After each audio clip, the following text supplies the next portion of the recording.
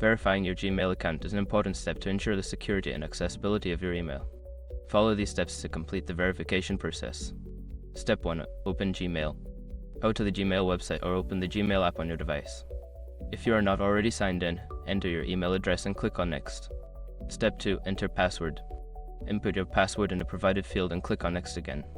If you have forgotten your password, follow the prompts to reset it. Step 3. Check for verification prompt. Once signed in, look for any prompt asking you to verify your account. This may include confirming your phone number or email address. Step 4. Follow verification instructions. If prompted, follow the instructions provided. This may involve receiving a verification code via SMS or email. Enter the code in the designated field to confirm your identity. Step 5. Complete verification.